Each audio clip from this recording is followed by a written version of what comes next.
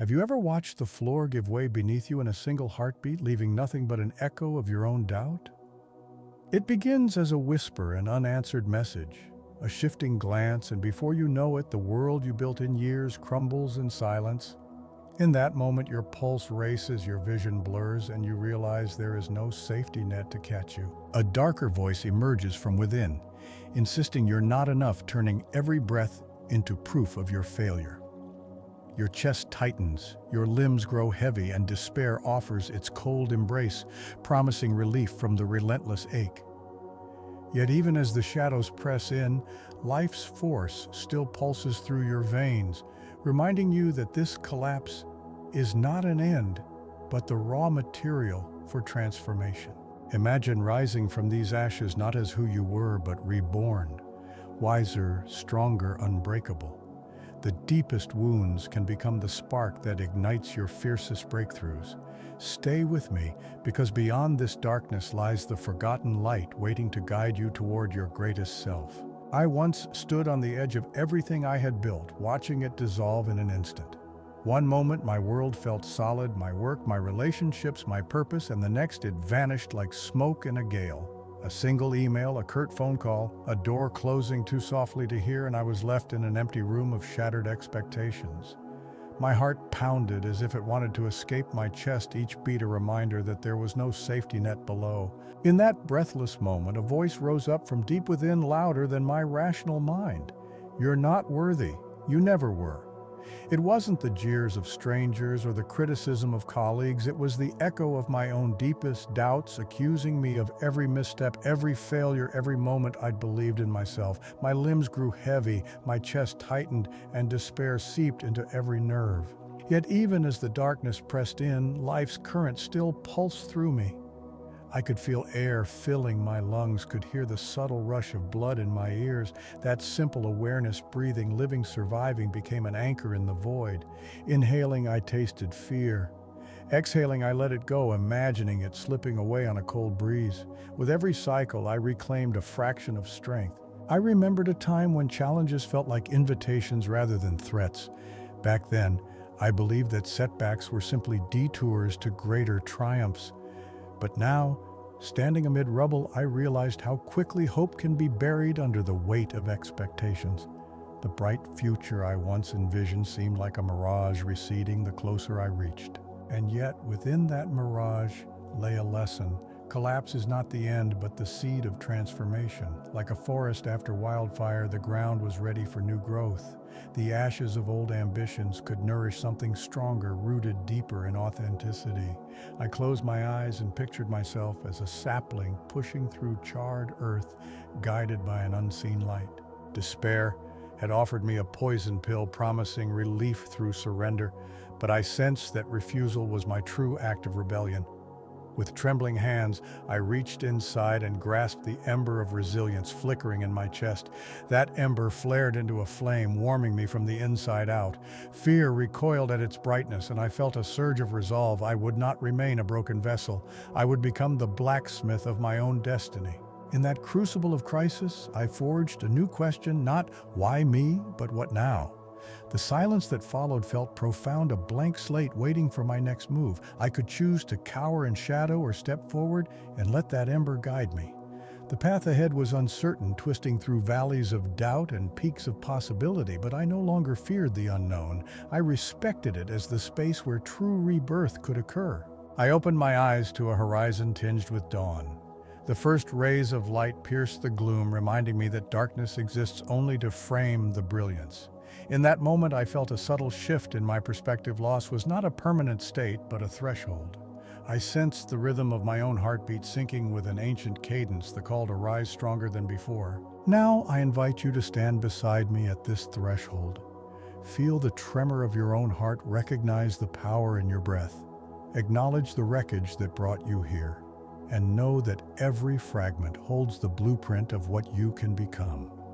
The journey from collapse to renewal begins with this acknowledgement. You are more resilient than you realize, more capable than you've been told. Ahead lies the terrain of forgotten hope, hidden valleys of possibility you've long overlooked.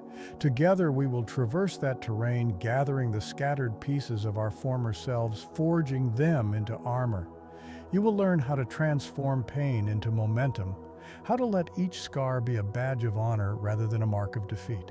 The moment when the ground gives way is terrifying, but it is also the moment when you discover you can fly. Keep watching, because in the next chapter, we will step into the chamber of light buried beneath despair, and there you will reclaim the brilliance that has always been yours, the forgotten light. In the aftermath of collapse, we wander through a landscape bathed in dusk, an expanse where hope seems to have fled, leaving only cold shadows in its wake. You tread softly, almost fearful that the ground might still give way, and yet, with every step you sense a faint glow beneath your feet, as though the very earth remembers a spark long since extinguished. That spark is the forgotten light hidden in plain sight beneath layers of disappointment and regret. You remember moments when your vision felt clear, mornings suffused with possibility, conversations that ignited your spirit, achievements that lifted you higher than you dared imagine. But time wears away brilliance, chipping at confidence, dulling enthusiasm until the glow fades into memory. Now you stand surrounded by darkness and ask yourself, where did that radiance go? The answer lies not in chasing new triumphs, but in uncovering the light you buried within. Look inward. The first ember of that light is gratitude, a simple pulse that once beat in rhythm with every small victory and quiet blessing. You felt it when someone believed in you, when a stranger's kindness slipped beneath your defenses, when laughter mingled with tears on a night you thought you'd never smile again. Gratitude shines like a lantern, casting away doubt's heaviest curtain. It recalls you to the truth that life contains slivers of wonder, even amid ruin. Next is curiosity. As a child, you wandered through fields without map or agenda, marveling at wildflowers, chasing butterflies. You asked why until the world brimmed with answers more fascinating than any you expected. Somewhere along the way, obligations replaced wonder and duty smothered delight. Yet curiosity remains alive, waiting for you to lean in, to study the cracks in broken walls and discover new patterns of possibility. Each question you dare to voice kindles the light of insight, guiding you into uncharted territory where hope can flourish again. Then comes compassion for yourself and for others. When you fell, you judged yourself harshly, rehearsing every misstep in relentless loops. Self-criticism separated you from tender understanding, dimming the light of self-acceptance. To reclaim it, speak to yourself as you would to a friend in sorrow, gently, kindly, without blame. Let compassion flood the crevices of your wounded heart. As you heal, you find that compassion extends outward like sunbeams, warming the spirits of those around you. In that shared warmth, the light grows stronger still. Now breathe deeply and feel a shift. Notice in the quiet recesses of your mind a glow that beckons a presence that has never truly left you. It does not demand that you conquer mountains or perform miracles. It simply waits for your attention. When you pause to witness its steady pulse, that energy flows through you, reminding you that light and shadow are inseparable. Without darkness, light cannot be seen. Picture yourself standing before a window at dawn. Outside, night retreats into slumber and the sky blushes with new color. You may not control the rising sun, but you choose where to stand in the windowsill, bathed in warmth, or in the corner where shadows linger. The light you reclaim is like that sunrise. It may not chase every shadow away, but it offers a vantage point from which you can move forward with clarity. As you carry this light beyond your own soul, it transforms the world around you. Conversations become illuminations, problems become puzzles waiting for insight. Opportunities you overlooked in despair now glint with possibility. With each step, you discover that the forgotten light was never lost. It was waiting for you to remember. This rekindled radiance does more than heal, it empowers. You learn to stand tall in times of doubt, to let your inner glow guide you through obstacles. You become a beacon for others, showing the way out of their own darkness. In this shared illumination, fulfillment deepens beyond the self to include every life you touch. So, press on. Cultivate gratitude, curiosity, and compassion in equal measure. Tend these embers as a gardener tends rare blooms, gently, consistently, with unwavering faith in their promise. The forgotten light will not blaze at once. It unfolds gradually until one morning you awaken to find your surroundings transformed by its glow. You may still traverse valleys of uncertainty, but those valleys become passages rather than prisons. You might encounter storms that obscure your vision, yet you hold within you a lamp that never goes out. The journey from abyss to brightness is neither quick nor easy, but it is undeniably yours. Embrace this light now, for it is the true north of your soul. In its warmth lives the power to heal old wounds, to forge new paths, and to become the truest version of yourself. Remember, every life is a tapestry woven from threads of darkness and light. When you reclaim the forgotten light, you reveal the pattern of your purpose, resilient, radiant, and unwavering. Stay with me for the next chapter. We'll guide you through the crossroads of choice, where your reclaimed light becomes a compass pointing toward destiny's horizon. I remember the moment when even my own thoughts fell silent. The world around me still hummed with activity. Phones chimed, people spoke, traffic roared, but inside a void had formed where my inner voice once resided. I no longer recognized the steady commentary that guided my decisions, nor the quiet cheer that celebrated small victories.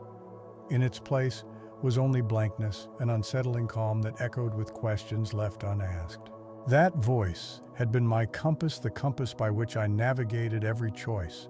Now, as I stood at a crossroads, I realized I was truly alone. No self-assurance whispered, "You can do this." No intuition nudged, "Trust your gut." Instead, I felt like an actor abandoned on stage without a script, turning my head to search for cues that would never come. My own mind had gone mute. Fear seeped into that silence. I doubted every memory of confidence I once carried. Had I ever truly known myself, or had I been marching to someone else's drumbeat, parroting expectations I never questioned? The loss of my inner voice forced me to confront the possibility that my identity had been constructed from borrowed words, borrowed beliefs, and now without them, I felt unanchored. In the stillness, I listened for any flicker of familiarity. A fragment of childhood curiosity. Where had it gone? A trace of youthful boldness. Did it still dwell within me? But each memory dissolved before it could take shape. I felt caught between two worlds, the person I was told to be and the person I feared I had never been. Yet within that vast emptiness lay an unexpected gift. In the absence of my habitual thoughts, I found space to observe each sensation, each breath. I felt the cold air brush my skin, heard the distant hum of life continuing around me, noticed my heart beating a steady rhythm I had taken for granted. That rhythm became my silent companion, a reminder that beneath uncertainty, life persisted. With each inhale, I reclaimed a measure of presence. With each exhale, I let go of the pressure to know every answer. In the quiet, I began to distinguish between two kinds of silence: the oppressive hush of doubt and the receptive calm of self-awareness. The former paralyzes, the latter invites exploration. I practiced asking questions and then simply waiting. Who am I when no one is watching? What do I truly crave? At first, no words formed, but slowly images emerged: a winding trail through an ancient forest, the sparkle of sunlight on water, the laughter of a friend under starlight. These images were faint, but they carried the warmth of possibility. They suggested that my inner voice might not be gone, merely waiting in a different language. I realized I had mistaken noise for guidance. My mind had been cluttered with the chatter of shoulds and should nots. You should achieve this, you must avoid that. Those voices crowded out the authentic murmur of my heart. Only when I fell silent could I begin to hear the true refrain, one that spoke of longing rather than obligation, of connection rather than competition.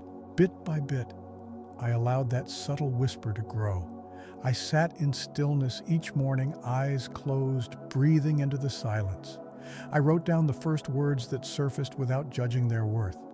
Sometimes they were mere fragments: gentle courage belong, but they became seeds from which larger truths sprouted. I learned to trust the texture of a word, the feeling it evoked, rather than its immediate clarity. Through this practice, my inner voice returned transformed. It was no longer a commentator tallying wins and losses, but a collaborator inviting me to co-create my life moment by moment. When I faced a decision, I felt a subtle tug in my chest, an embodied knowing that guided me more reliably than any checklist.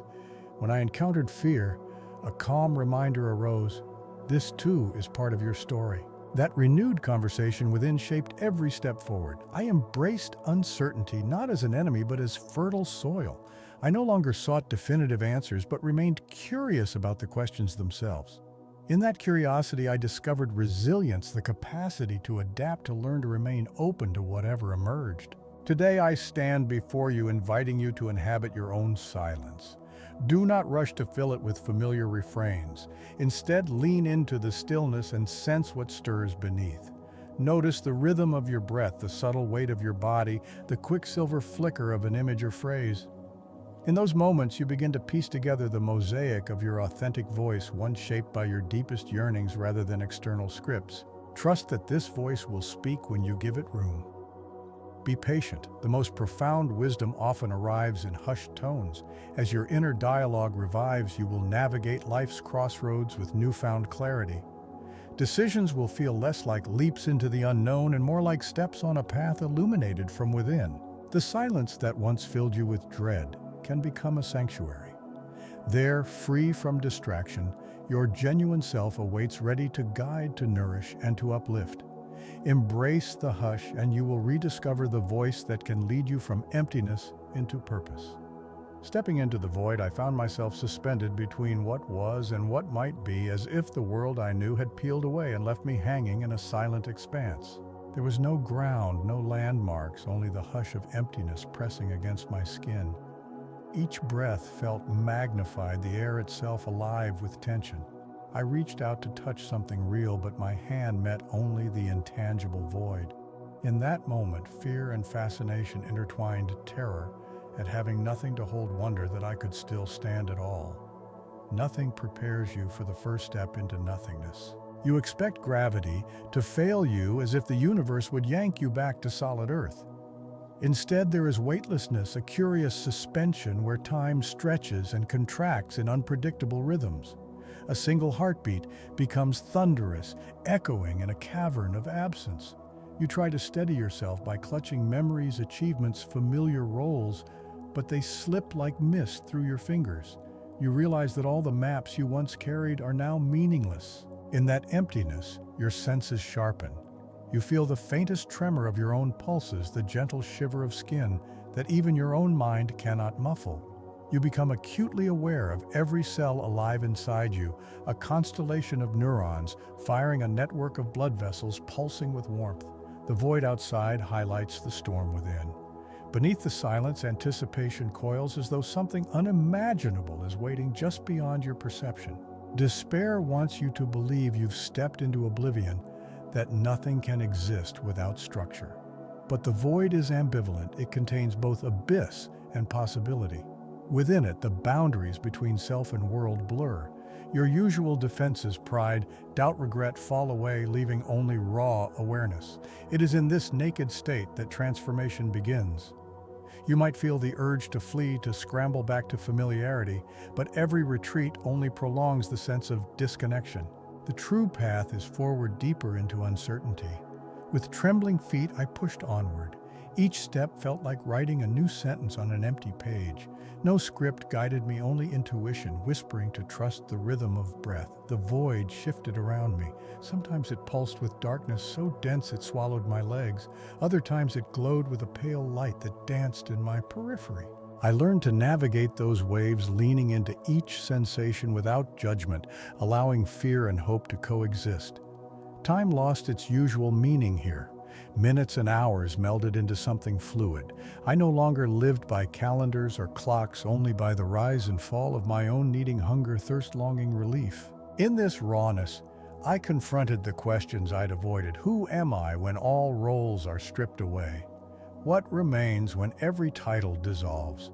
The void offered no answers, only the invitation to notice what stirred inside me in response to these questions.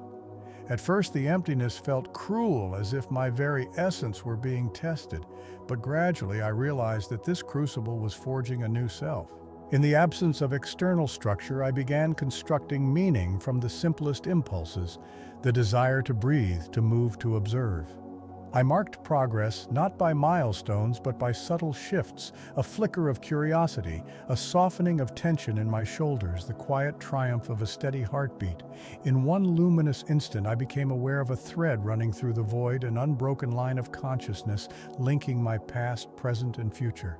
It felt like a silver filament weaving through darkness, connecting every fragment of my experience. I sensed that this thread was my lifeline, my own awareness unbound by circumstance. By anchoring myself to it, I no longer feared the emptiness or its unpredictable tides. Instead, I saw it as a stage for my rebirth. Emerging from that vast hollow, I carried with me a new sense of spaciousness. My mind was no longer cluttered with demands or fears, but held open room for insight to take shape. I saw that the void was not a place to escape, but a space to explore, a blank canvas eager for color and movement. In its silence, I discovered the power of listening to the faint stir of intuition, to the whisper of inspiration, to the subtle weight of choice itself. Now every challenge feels like a step through that void, a reminder that uncertainty is the wellspring of creativity and strength. When life strips away certainties, I return to that state of boundless possibility, trusting the thread of awareness to guide me. The void taught me that falling away need not lead to loss, but can reveal the core of who we are, beings of thought and feeling, endlessly capable of remaking ourselves. So, when you confront your own emptiness, whether through loss, failure, or change, breathe into it. Feel the contours of the unknown as you would explore an undiscovered landscape. Lean into the tension instead of resisting it. Notice how your own presence becomes the compass that steers you home. In stepping into the void, you find the freedom to become your truest self, unwritten, unbound, and unafraid, lost in the wilderness of your own mind.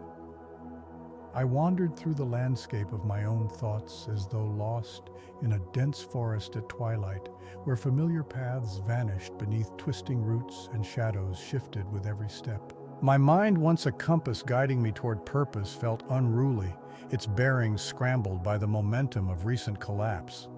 Facts and certainties slipped through my fingers like water, leaving me stumbling on questions without answers. Every direction looked the same, a tangle of doubt, a thicket of what-ifs. I reached for conviction, but found only the hollow echo of hesitation.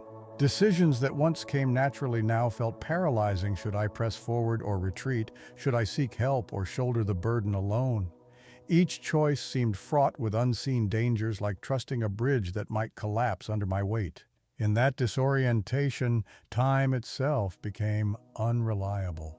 Mornings blended into afternoons, and dusk arrived unannounced. I lost track of small comforts, the pleasure of a warm cup of coffee, the reassurance of a brief conversation. Even the simplest routine, opening a window to breathe fresh air, felt laden with uncertainty. Would the breeze bring clarity or stir more confusion? My emotions roamed free, untethered by the anchor of my usual self-assurance. Fear mingled with frustration, and regret whispered tales of every misstep I wished I could undo. Anger flared at myself for not seeing the pitfalls sooner. Shame tightened its grip, insisting that this disarray was proof of my own inadequacy.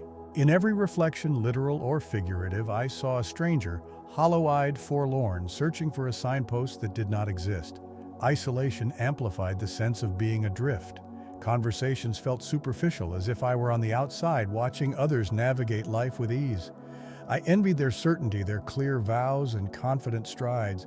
Meanwhile, my own voice faltered whenever I tried to explain where I was or what I felt. Words felt inadequate markers in this labyrinth. They led me deeper into silence when I needed a hand to pull me out.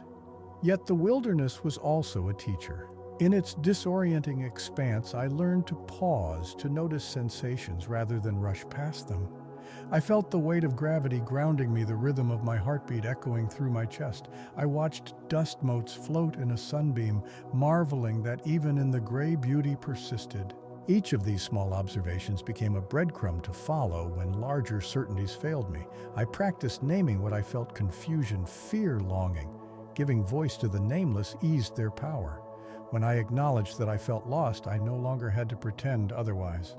That honesty cracked open a space where empathy could grow compassion for myself in my most vulnerable state. Slowly, that compassion became a map of sorts, guiding me back to trust and opening my eyes to possibilities hidden beyond the edge of panic. I began carving a new trail by laying down markers, simple commitments to myself. I would walk each morning, even if for 10 minutes. I would journal one line about what unsettled me. I would reach out to someone, even if my words trembled. Each action, no matter how small, planted a stake in the ground. I am here. I am moving forward. Layers of fear still rustled like restless leaves, but beneath them blossomed glimmers of direction. Engagement with others, honest conversations about feeling lost, uncovered surprising solidarity. I realized I was not alone in my disorientation. Many had wandered similar forests and lived to tell the tale. Their stories became lanterns lighting the way. Inside my own head, the fog began to lift. Certainty did not return all at once, but moments of clarity emerged like clearing skies after a storm. I discovered that to find my way, I did not need a perfect map. I needed willingness to take the next step, trusting that each stride would reveal new ground beneath my feet. Disorientation did not vanish. It remained a companion, reminding me that life rarely proceeds in straight lines. But I no longer feared its presence. I understood that getting lost can teach us more than unbroken confidence ever could. It teaches humility, resourcefulness, and the capacity to welcome the unknown. Now, when I feel unmoored, I close my eyes and feel the rhythm of my breath, the pulse of life within. I recall that fleeting moments of clarity once guided me through the haze. I name my confusion, honor my fear, and then choose one small action, a word spoken, a pen lifted, a foot placed on fresh ground. With each choice, I carve a path, no longer wandering aimlessly, but exploring the wild terrain of possibility with curiosity and courage. Standing at the edge of desolation, when crisis reaches its zenith, time dilates. Every second stretches like taffy, pulling out your agony until it feels infinite. You've weathered the initial collapse, navigated the void, and wrestled with disorientation. Yet now, a new intensity grips you. It's as if life drills into your chest, with every breath demanding an answer you cannot fully formulate. In this crucible, doubt becomes a living thing. It coils around your limbs like smoke, whispering that relief will never come. Old fears, failure, abandonment, meaninglessness rise up in chorus, each one clamoring for your attention. You feel parched for certainty, yet suffocated by possibilities. Somewhere deep inside, an alarm blares. This is it. There is no turning back. Physically, you may experience the crisis as tremors in your hands, a racing pulse, a knot in your throat that refuses to untangle. Mentally, your thoughts dart like startled birds, each one frantic and ungrounded. Emotionally, you stand balanced on a knife's edge between rage and despair, hope and resignation. It's an elemental showdown, the you of survival versus the you of surrender. But crisis at its peak also illuminates what has been hidden. It forces you to ask the hardest questions: what truly matters? What will I fight for, even if every instinct tells me to give up? In answering these, you engage in a fierce negotiation with your own soul. You recognize that crisis is both destroyer and revealer. It can flatten your world, but it also uncovers the bedrock values you once took for granted. In my own life, the pinnacle of crisis arrived on a rainy evening. I sat alone on a damp porch, rain dripping from my hair, lungs heaving with sobs. I looked out at the darkened horizon and felt the full weight of my failures, the relationships I'd neglected, the dreams I'd postponed, the integrity I'd compromised. I believed I'd wasted every ounce of potential. Yet in that moment of utter desolation, a voice softer now entered the cacophony. You are still here. It wasn't a triumphant shout, but a simple fact. My existence persisted. The rain continued to fall, and I continued to breathe. That quiet observation became a pivot point. It lifted me just enough to unlock a fissure in the walls of despair. From that fissure, determination dripped like molten metal. I began to see that each failure held a lesson. Each scar contained a clue to future strength. I realized that crisis, for all its cruelty, was also a furnace refining my character. The very heat that threatened to destroy me would, if harnessed, temper me into something stronger. Standing at the edge of desolation, you learn what you refuse to sacrifice. You commit to what honors your deepest self, be it integrity, love, service, or creativity. You chart a new course not because the old one fails, but because you now see the destination with unprecedented clarity. Crisis climax is the final test before renewal. It's where you discover whether you will let the storm break you or whether you will become the storm. The next step is to turn that determination into action, small, deliberate moves that steer you away from collapse and toward transformation. Hold fast to your convictions even when every instinct tells you to let go. For in the ashes of this peak crisis lies the catalyst for your most profound growth. When you emerge on the other side, you will carry forward not only survival, but a hard-earned wisdom that no peace could ever grant. Finding a ray of hope. In the blackest stretch of night, when every star seems swallowed by the void, a single spark can change everything. I remember staring into that abyss, convinced that no flicker of light could reach me. Yet in the silence of despair, I became aware of something so subtle it almost slipped by unnoticed, a quiet glimmer at the edge of consciousness, like the first breath of dawn beneath a storm-tossed sky. It appeared as a memory, the warmth of a friend's encouragement, the echo of laughter in a crowded room, the taste of triumph after a small victory. These recollections were fragile reminders that joy and purpose once existed in my life, and perhaps despite every setback they still could. That memory was the ray of hope I hadn't realized I'd been searching for. Hope is not a shouted promise, it is a whisper. It arrives in the gentle tug of your heart toward possibility, the sudden conviction that life can shift even when circumstances remain grim. In that moment, I felt the walls of my inner fortress crack. For the first time since the collapse, I sensed I was not entirely defined by loss. There was still a reservoir of potential waiting to be tapped. I reached out to that glimmer by retracing my steps to gratitude.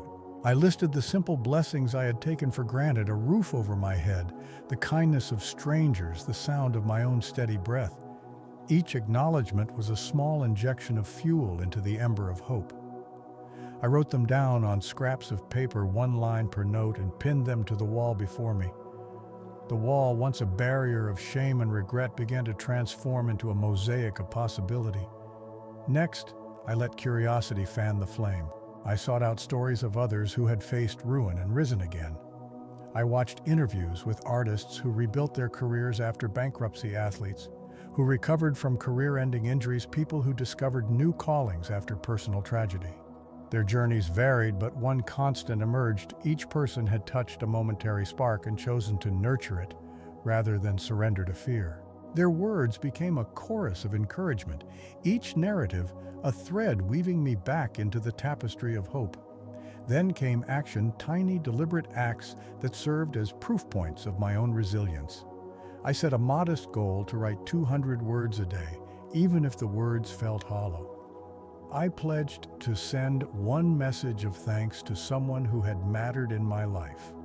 I took daily walks at dawn, watching the sky lighten as I reminded myself every sunrise is a testament to new beginnings. These actions seemed insignificant in isolation, but cumulatively they created momentum. The ember of hope flared into a flame. Through these practices, I learned that hope thrives on engagement. When I turned inward, despair clawed at my confidence. When I turned outward into gratitude, into curiosity, into connection, hope found purchase. My world, once defined by ruins, began to fracture along new lines, one path toward stagnation, the other toward renewal. I chose renewal. In the process, I discovered that hope is not passive. It demands participation. It asks you to show up for yourself and for the world even on days when every step feels like wading through molasses. It requires patience because the path from spark to blaze is uneven, often strewn with doubts and setbacks. There were mornings when I woke with heavy limbs, my heart heavy with lingering fear. Yet I kept returning to those scraps of paper on my wall, to the stories that rang with authenticity, to the acts that signaled my commitment to life. Gradually, the ray of hope I had sparked in my mind began to shine through my actions. I felt a shift in my posture, my shoulders lifted, my gaze steadied, my voice regained its timbre of conviction. Opportunities I had previously dismissed as out of reach now beckoned with new clarity. I applied for projects that felt ambitious. I reconnected with mentors who believed in me. I even allowed myself to dream again. Hope, I realized, is the cornerstone of transformation. It does not eradicate darkness, but it equips you to move through it. It is the steadfast companion that whispers, "This is not the end." In nurturing that ray, I learned to trust the interplay between inner work and outer action, that when you cultivate gratitude, curiosity, compassion, and deliberate engagement, hope becomes an unshakable force. Now, whenever despair presses in, I return to the mosaic on my wall, the notes of gratitude, the stories of resurgence, the simple commitments I made to myself. Each piece reminds me that hope is neither distant nor mythical. It is woven into the fabric of everyday choices. In choosing to tend that spark, you reclaim authority over your journey. So I invite you to locate your own glimmer. Notice the memory, the sensation, the quiet yearning that surfaces when you least expect it. Celebrate it. Nourish it through small, consistent actions. Watch as that single ray expands, illuminating a path forward through the shadowed terrain of uncertainty. Here in this light, the promise of renewal awaits you. Words of fateful rejection. I still hear them in my mind, those curt phrases that severed possibility almost at birth. We're going a different direction. It's not the right fit. Thanks, but no thanks. Each syllable landed like a blow, simple words, but heavy with finality. In their echo, I felt my ambitions fracture, as though my worth had been weighed and found wanting. Rejection arrives unannounced, wearing the guise of routine. It might live in an email subject line, a terse voicemail, or even a glance that slides past you in a crowded room. Its power lies in its mundanity, the rejection you anticipate with dread, the one you brush off as just business, and the one you never saw coming. Yet each carries the same sting, igniting old insecurities and engraving new ones. When I heard "not the right fit," it felt as though a door slammed shut on every dream I dared to imagine. I replayed the words over and over, dissecting every gesture, every word I'd spoken. Had I sounded too eager, too inexperienced, too myself? In that questioning, rejection expanded into a cavern of doubt, swallowing my confidence in its yawning depths. But rejection also taught me the anatomy of a no. It revealed that this word often masks fear, misunderstanding, or simple misalignment, not a declaration of absolute failure. Behind "not right for us" may live a team struggling with change, a market unprepared for innovation, or a leader frozen by convention. The no you receive is a snapshot of a moment, one vantage point among countless possibilities. I learned to lean into the discomfort. Instead of hiding from the rejection echo, I treated it as a tutor. I wrote down every no I received, letters, emails, voicemails, and cataloged their contexts. Then I asked, what patterns emerge? Which types of pitches failed? At what point did optimism meet resistance? This exercise reframed rejection from verdict to data, transforming each refusal into actionable insight. In the silence after a rejection, I discovered self-compassion. I practiced speaking to myself with the same gentleness I would offer a friend who'd been turned away. "This moment does not define you," I whispered. "Your value exceeds this single outcome." By countering the harshness of no with kindness, I insulated my self-worth from the fickle winds of approval. Rejection also sharpened my resilience. I realized that persistence is not about brute force, but about adaptability. When one door closed, I tested the wall for hidden hinges. Maybe the messaging needed refinement. Maybe the timing was off. Maybe the audience demanded a different narrative. By pivoting rather than pounding harder, I learned to navigate around barriers instead of banging into them. Then there was the unexpected gift of empathy. Having tasted the bitterness of refusal, I became more attentive to others' no's. I noticed how often people mask vulnerability behind polite declines. A no can hide fear of failing you or fear for themselves. In responding to rejection with understanding rather than resistance, I built bridges that ultimately led to stronger collaborations. Over time, the sting of each denial softened. The echoes of those fateful words no longer reverberated as verdicts but as guideposts. Each not a fit pointed me toward better alignments, projects, partnerships, and audiences more attuned to my strengths. I began to recognize that rejection prunes away what drains your energy, making room for opportunities more aligned with your purpose. In a pivotal moment, I reframed the concept of rejection itself. I asked, what if every no I hear is actually saying not this, but something better? What if denial is simply redirecting me toward a more fitting path? That shift in perspective infused me with a quiet excitement. Instead of guarding against rejection, I welcomed it as a compass, guiding me away from misalignment and toward growth. Standing now beyond the hurt of each dismissive phrase, I appreciate the paradox. Rejection can be the very force that pushes you closer to your calling. Its power lies not in shutting you out, but in steering you forward. When you embrace refusal as redirection, you transform every closed door into a signpost pointing toward new horizons. So lean into those words of fateful rejection, listen to their lessons, treat each no as a question. Where should I go next? What must I refine? Who else awaits my offering? In this alchemy of denial to discovery, you find that rejection is not an endpoint, but a catalyst for deeper clarity and ultimately for a life lived in resonance with your truest self. The encounter that changed everything. I still remember the day I met her, though at the time, I had no idea it would become the pivot on which my entire life turned. I was wandering through a crowded square, weighed down by grief and doubt, each step a reminder of how far I'd fallen. The sky was overcast, the air thick with the promise of rain, and the faces around me blurred into a sea of strangers. Then across that blur, her gaze found mine.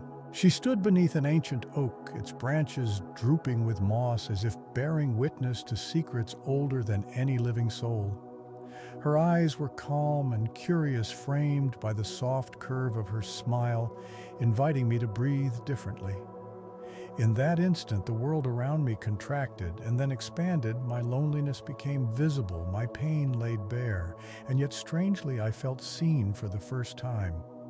I approached hesitantly, heart pounding like a drum in an empty hall. Our conversation began with ordinary words, an inquiry about directions, a comment on the weather. But beneath the surface, currents of meaning swirled, unspoken understanding, compassion without pity, and a recognition that I was not the only wanderer in shadow. With each exchange, her presence peeled away another layer of my armor. She spoke of her own descent into darkness, of failures she claimed as victories, of loss she had sculpted into purpose. Yet she never spoke with bitterness. Instead, laced between her stories was a quiet conviction that every broken moment could be reclaimed, every mistake could be a teacher, and every heartache could fuel a new song. I listened as though I were drinking nectar after a long drought. When I shared my own struggles, my fear that I'd lost myself beyond recovery, her eyes widened, not with pity but with fierce belief. There is no failure so final, she said, and no darkness so complete that light cannot penetrate. Those words were simple, but they landed in me like seeds. My mind raced. Was it possible that hope still lived inside me? Could I let her words take root? She reached out and gently touched my arm. The contact was fleeting yet electric, as if she offered an unspoken pact to walk alongside me through the unknown. In that gesture, I felt a permission I hadn't granted myself in years, to be vulnerable, to ask for help, to accept that I did not have to face the void alone. The weight I'd carried lifted, replaced by a current of courage. Before she walked away, she pressed a small notebook into my hand. Its cover was worn, the pages filled with reflections, exercises, and insights born of her own transformation. Write down what you'd discover, she encouraged. When you lose sight of your path, let these words guide you back. In returning that notebook to me, she handed me more than paper. She handed me a compass. As she melted back into the crowd, I watched her retreating form, feeling gratitude bloom like a slow sunrise. The rain began to fall in gentle droplets, each one a cleansing beat. I opened the notebook and found her first entry. Every encounter is a mirror. Underneath, a blank space invited me to fill in my own reflections. That evening, I sat by the window as rain traced silver lines down the pane. I wrote I was lost, then I was found. The act of writing felt sacred, as though I had named my pain and gifted it purpose.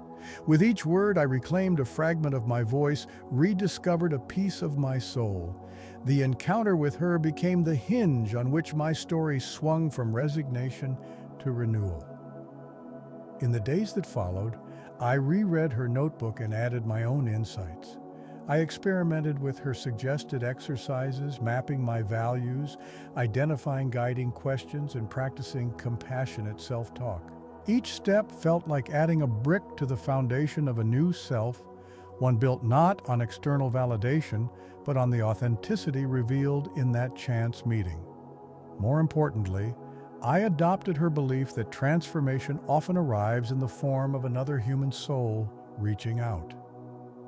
I began seeking meaningful encounters, conversations with strangers at cafes, mentorship sessions with those I admired, shared reflections with friends who stood at their own crossroads. With each interaction, I felt my world grow richer, my sense of belonging deepen, and my resolve strengthen. That single encounter reminds me daily that we are not isolated islands, but constellations in a vast sky. A flicker of connection can illuminate an entire night. When despair whispers that you stand alone, remember that someone's compassionate gaze may already be searching for you. The person who changes your life might be walking toward you this very moment. Now, when I feel adrift, I imagine returning to that oak tree in the crowded square, waiting for the one encounter that will guide me back. And I carry forward the lesson she gave so freely, that every connection is a doorway, and every soul you meet may hold a key to your own rebirth. The rebirth of trust, emerging from the crucible of crisis. I realized that trust had been the first casualty of my collapse. I no longer believed in my own judgment, in the goodwill of others, or even in the reliability of life itself. Every plan felt like a house of cards ready to tumble, and every new beginning tasted of old betrayals. The last time I had felt true trust was childhood, when I ran barefoot through fields and believed every promise I made to myself and to those I loved. Somewhere along the way, life's wounds had hardened me. I learned to doubt, to second guess, to erect walls higher than any fortress. In the aftermath of failure, those walls threatened to enclose me completely. But rebuilding requires dismantling first. I began by tending the simplest of promises, the ones I made to myself. Each morning, I committed to a single achievable act, drinking a glass of water before checking my phone, writing one sentence in my journal, standing outside to feel the air on my face. These small pledges kept consistently became the mortar of regained self-trust. With every fulfilled promise, my confidence in my own integrity grew. Next, I turned to others. I started by sharing my intentions openly. I'm trying something new and I may stumble. I hope you'll bear with me. Vulnerability felt risky, but it invited genuine support. Colleagues responded with encouragement rather than judgment. Friends offered honest feedback instead of easy platitudes. In witnessing my sincerity, they honored it, and in honoring theirs, I learned that trust is reciprocal. Trust in life itself was the final frontier. I had viewed uncertainty as a threat, but I began to reframe it as a canvas. Each day presented blank space to fill with my choices. I reminded myself that the same unpredictability that carries risk also yields surprise gifts. Chance encounters, sudden insights, moments of grace.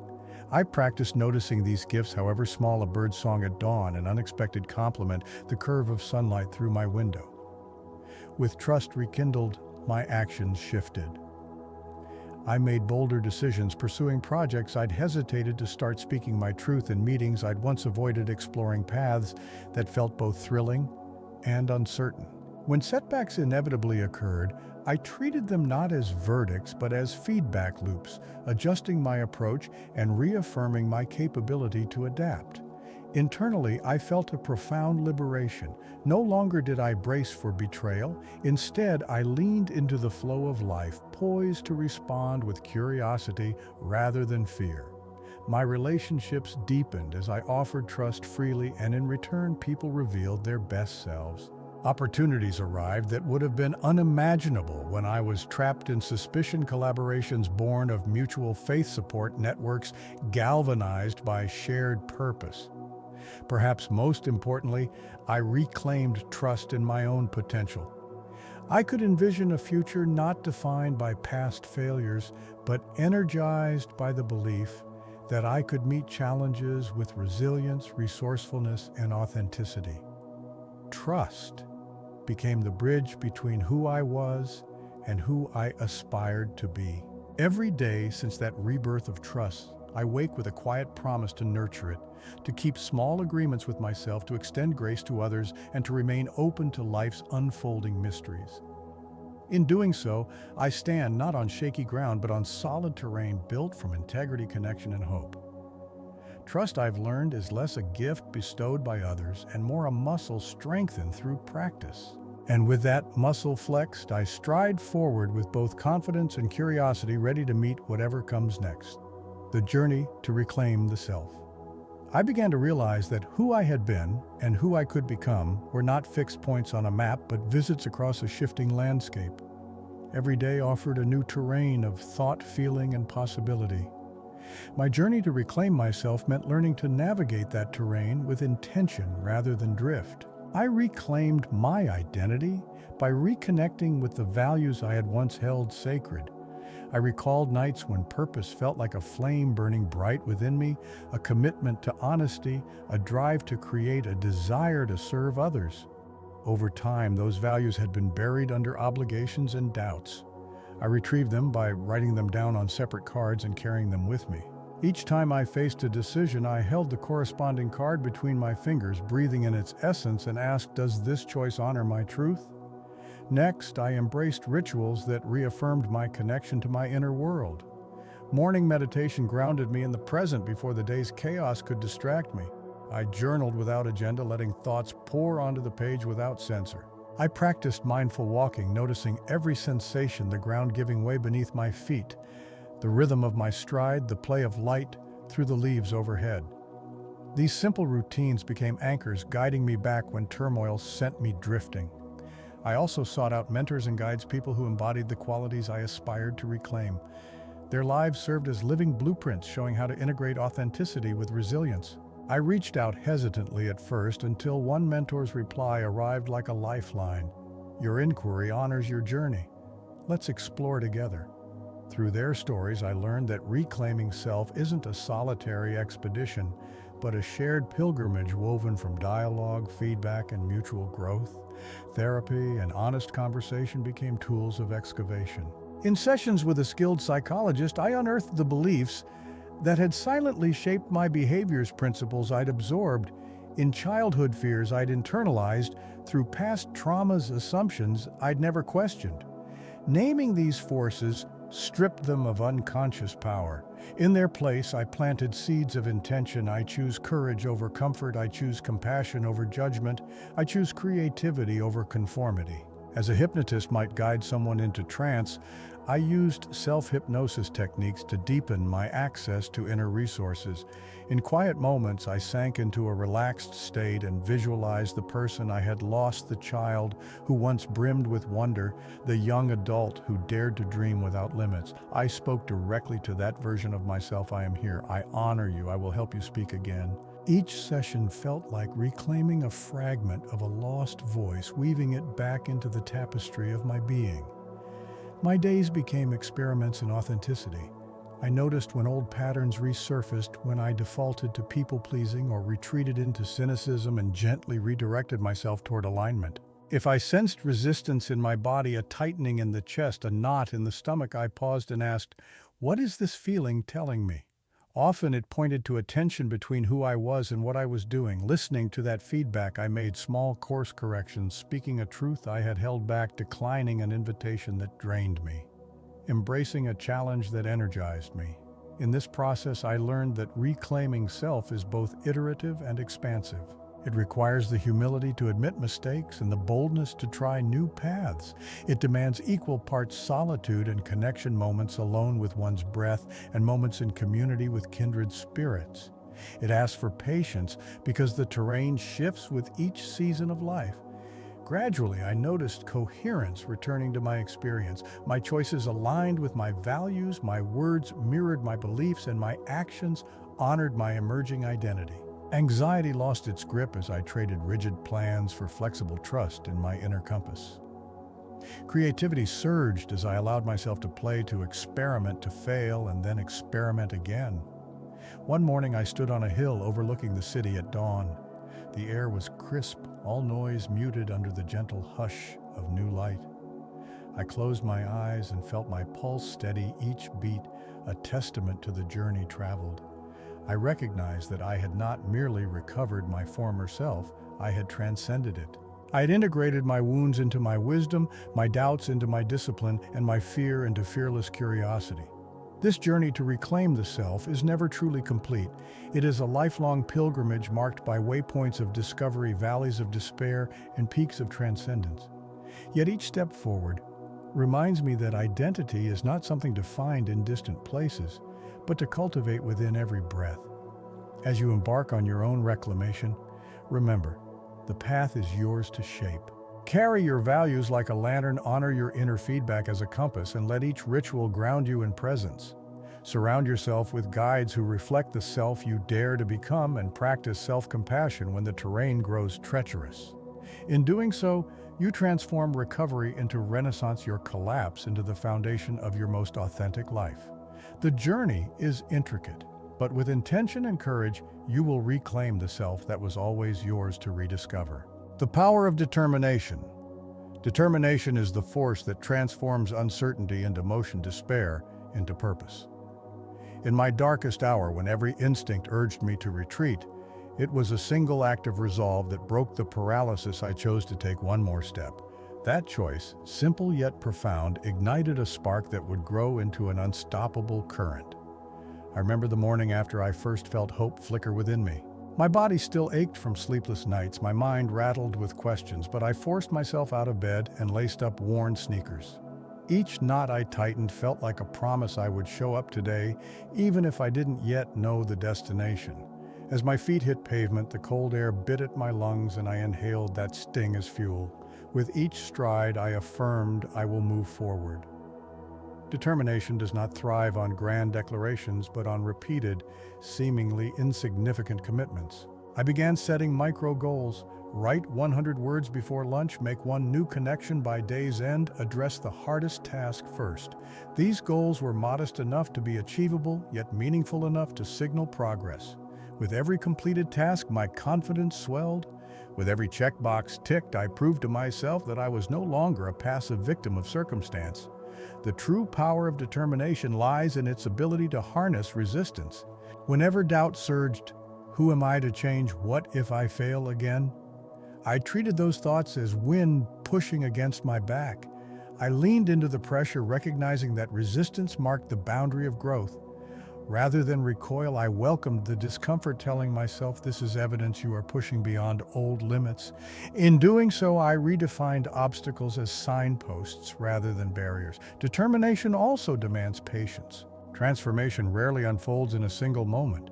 It unspools over days, weeks, even years.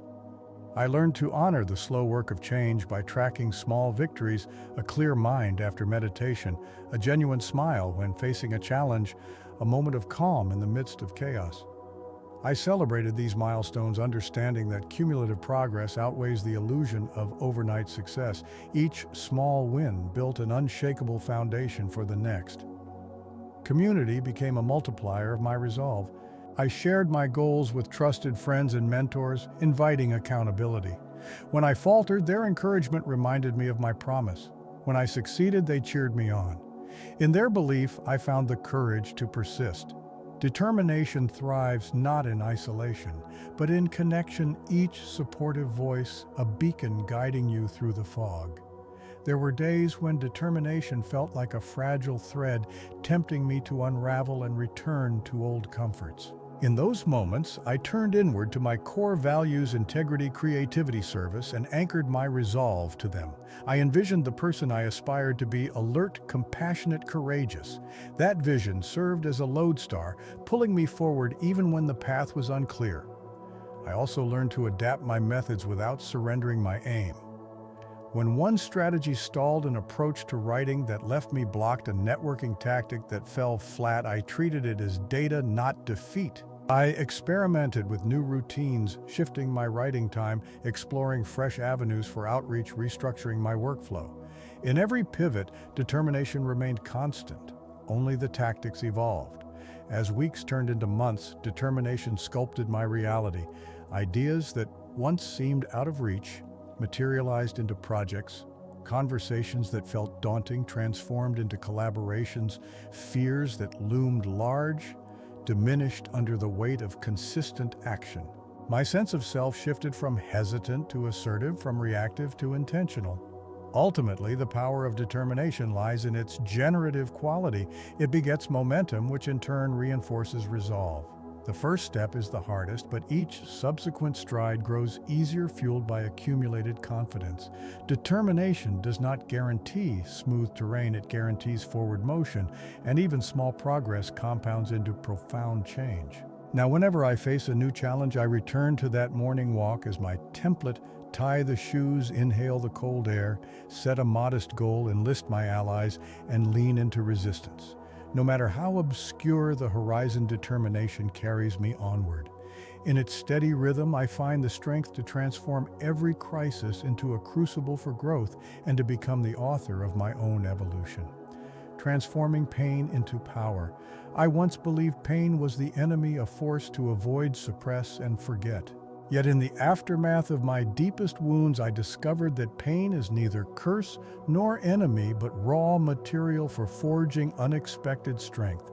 In the crucible of suffering, the agony of loss can be reshaped into a lever that lifts you toward your most authentic power. For me, the turning point came on a night when grief felt like liquid fire coursing through every vein.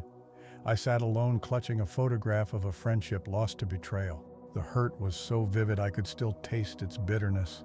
I held the photo against my chest, willing the tears to stop, but they came in steady rivulets, each drop a testament to a bond broken.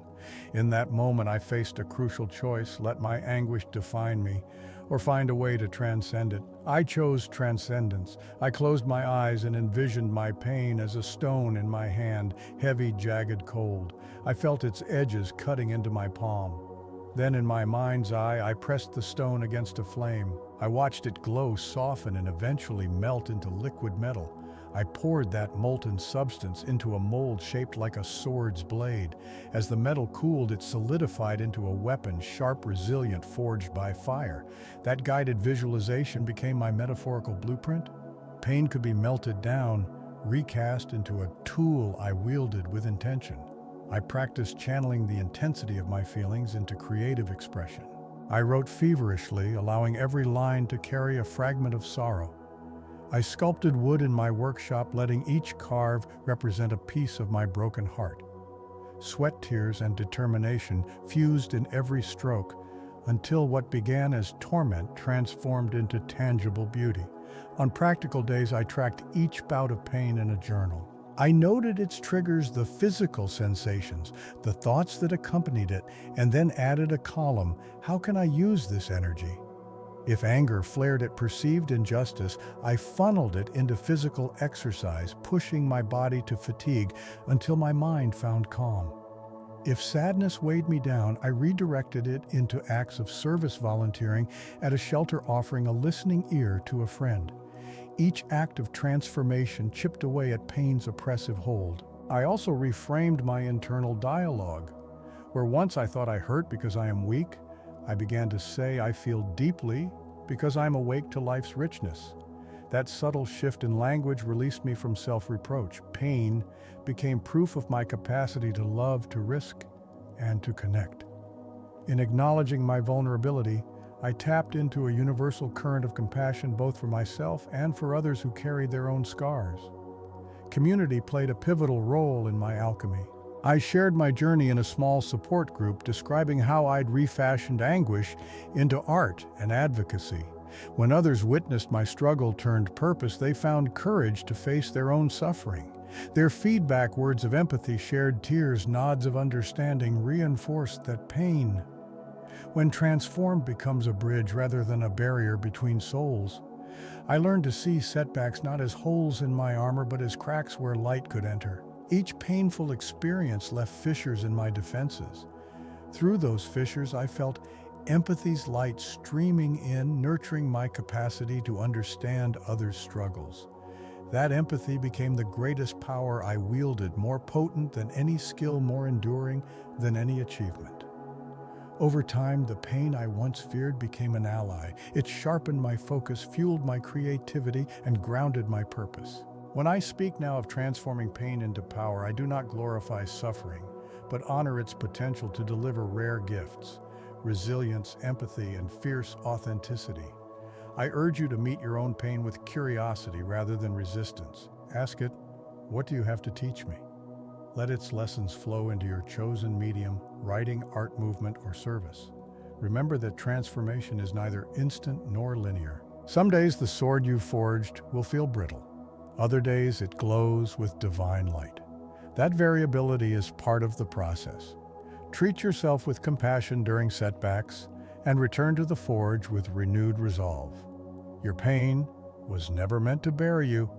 It was meant to propel you into a life shaped by the strength you refuse to surrender. When you learn to wield your wounds as tools of creation, you step into a new domain of power, one rooted not in invulnerability, but in courageous embrace of life's full spectrum. In that space, pain is not erased, but honored. It becomes the anvil upon which your greatest self is crafted. Carry this truth forward: the fire that burns you can also temper you. Let your suffering be the catalyst that reshapes your destiny, forging in you a resilience so profound that no darkness can extinguish your inner light, opening the door to a new chapter. The moment arrives when you stand before a door you didn't know existed, a threshold between the world you left behind and the life you are ready to embrace. It may appear unassuming, a narrow gap in a brick wall, a creaking portal at the end of a dim corridor, or simply a thought that flits across your mind. What if there is more? This is the door of possibility, and stepping through it transforms your story from one of survival to one of conscious creation. In my own journey, that door first appeared after months of rebuilding trust, reigniting hope, and forging purpose. One morning, as sunlight filtered through a half-open window, I noticed a folded flyer on my desk, an invitation to speak at a local gathering about my work transforming pain into power. My first instinct was to dismiss it. "I'm not ready. Who would listen?" But beneath that doubt lay a whisper I had learned to honor. Yes, I approached the door literally and figuratively. Literally by emailing the organizer I accept. Figuratively by mentally rehearsing what it would feel like to stand before strangers, to share my wounds and discoveries aloud. My pulse quickened, an old familiar tremor of fear. Yet this time I met it with curiosity rather than resistance. I saw the fear not as a barrier but as a sign that I was on the brink of growth. Preparation became my bridge. I crafted my talk not as a polished sales pitch, but as a reflection of my authentic journey: raw moments of collapse, vivid encounters with despair, and the alchemy that led me here. I practiced in front of a mirror, feeling the weight of each sentence in my chest. I recorded myself, noting where my voice softened or my pace faltered. Through this rehearsal, the door between doubt and confidence began to hinge open. On the day of the event, I arrived early. The hall smelled of coffee and backstage nerves. As I waited, I placed my hand on the doorknob of the small green room where speakers congregated. I closed my eyes and breathed in tension, out release. With that exhale, I turned the knob and walked through. Beyond it, a sea of faces awaited, not critics, but fellow travelers seeking insight. Stepping onto the stage felt like stepping into light after a long descent. My first words were unpracticed, an honest confession I was lost. Then I found a way back. In that vulnerability, I sensed a collective exhale as though the audience recognized their own reflection in my story. As I spoke, my voice strengthened with each shared takeaway: the power of small acts, the necessity of community, the magic of reframing setbacks. The door I opened had widened into a bridge connecting my experience to theirs. When I finished, the applause was more than appreciation. It was affirmation that opening doors, even trembling with fear, is how we expand our world. Conversations swirled afterward. People approached me with questions, tears, and offers of collaboration. The door I'd stepped through led to many more invites to write for publications, requests to lead workshops, opportunities to network with kindred spirits. Each new door beckoned me to apply the same courage, sense the invitation, prepare mindfully, then cross the threshold. Since that day, I treat every unexpected flyer, every restless thought, every inner nudge as a door. A spontaneous idea for a project, a fleeting wish to volunteer, a sudden urge to learn a new skill, each is a portal to growth. I no longer wait for certainty. I interpret hesitation as the doorknob telling me, you are alive. This is your moment. Then I breathe a line with my values and step forward. Opening a new door also requires leaving something behind. As you move through the weight of outdated beliefs, worn-out identities, and limiting routines may press against your back. A part of you will linger on the original side, clinging to comfort. Recognize that resistance as familiar territory, mourning its loss. Gently release it, thank it for its service, and let it remain on the threshold as you walk onward. In the broader pattern of your life, each door you open builds a labyrinth of choices and experiences. You may revisit corridors you thought were closed, finding new passageways born from your evolving self. Some doors lead to dead ends, projects that falter, relationships that dissolve, plans that derail. Yet even those doors have value. They teach discernment, resilience, and the grace to pivot. In every case, you emerge with sharper vision, deeper wisdom, and renewed determination to seek the next threshold. Remember, doors are not obstacles, they are invitations. They appear in the form of ideas, opportunities, challenges, and inner stirrings. Your task is simple yet profound. Notice them, acknowledge the fear they provoke, and then choose to turn the knob. With each step through a new door, you affirm that your life is not a passive sequence of events, but an active tapestry you weave with intention. So watch for the door that beckons you today. It may be subtle, a question lingering in your mind, an email from an unexpected contact, a prompt to revisit a forgotten passion. When you sense its outline, take a breath and step through.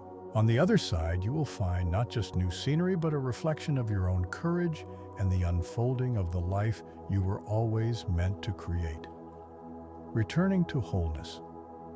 After traversing the landscapes of collapse, void, uncertainty, and transformation, you arrive back at the origin point, your own heart.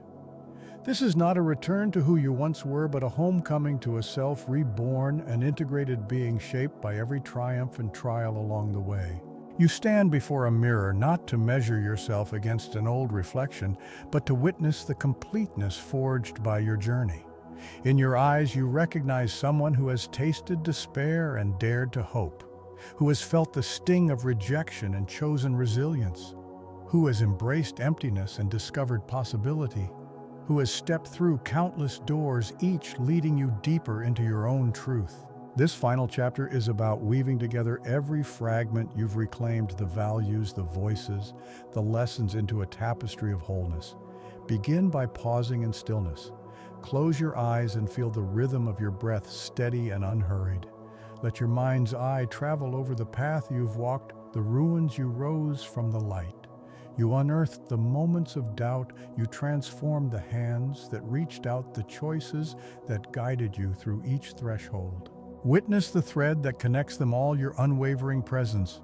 Next, celebrate your scars. Each line of pain etched into your memory is a testament to your willingness to live fully.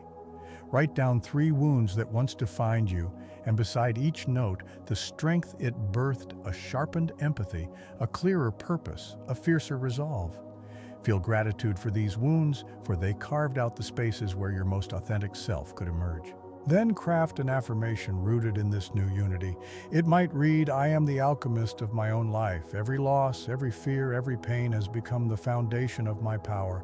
Repeat it aloud, letting the words resonate through your body as a declaration of your rebirth. Notice how this affirmation aligns your head, your heart, and your hands in a single purposeful direction. Now turn your attention outward. Wholeness is not a fortress built against the world, but a beacon extending into it. Consider a way you can share your newfound strength and wisdom, whether through a heartfelt conversation, a creative project, a random act of kindness, or simply by showing up authentically in your daily interactions. Choose one gesture that feels both challenging and meaningful, and commit to carrying it out this week. In giving back what you've discovered, you complete the circle of transformation. Finally, anchor your wholeness with a ritual. Light a candle or place a meaningful object, a stone, a photograph, a keepsake on a small altar or sacred space you create. As you light or place it, speak these words or ones that resonate for you. I honor the journey that brought me home. I stand whole, renewed, ready to co-create my life with courage and compassion. Sit in that moment until you feel a soft radiance in your chest, the warmth of wholeness settling into every cell. From this place of integration, you carry forward not as a person healed of all wounds, but as a soul empowered by them. You know that life will present new challenges, shadows to face, doors to open, doubts to transcend, but you also know that you possess the inner compass and the alchemy to transform any circumstance into growth. As you close this chapter, remember that wholeness is not a destination but a living practice. Return here whenever you sense fragmentation through breath, reflection, affirmation, giving, and ritual. Each time, you will rediscover the deep resource of your own presence, the wellspring of your innate strength. Now breathe deeply and open your eyes. The journey has brought you home to yourself more luminous and resilient than ever. Step forward into the next moment with the quiet confidence of one who knows you are whole, you are powerful, and your life is the canvas on which you continue to create wonders beyond imagination. As you close your eyes on this chapter, feel the echoes of every step you've taken through collapse, through void, through the radiance you reclaimed. You are not the person you were when you pressed play. You are forged by fire, tempered by loss, and lit from within by a light no darkness can extinguish. Carry this truth into your world. Every challenge you face is raw material for your greatest growth. When doubt returns, let it be the whisper that calls you back to your breath, to the steady anchor of life flowing through you. When despair looms, remember you've walked through deeper shadows and emerged stronger. When opportunity knocks, meet it with curiosity and courage, knowing you hold the compass of your own becoming. This journey doesn't end here, it unfolds with every choice you make. Choose presence over autopilot, choose kindness over judgment, choose action over inertia. In doing so, you honor the resilience you've cultivated and cast ripples of transformation into the lives around you. If this story stirred something in you, an ember of hope, a spark of resolve, let it kindle into flame. Share your insights below. What moment of your journey lit your path forward? Subscribe and join our community of seekers who refuse to be defined by circumstance, but instead craft their destinies with unwavering intention. Remember, from darkness to light, from fracture to wholeness, you are both the journey and the destination. Keep walking. Keep rising, and let your life become the masterpiece only you can create. Until next time, breathe deeply, stand tall, and shine fiercely.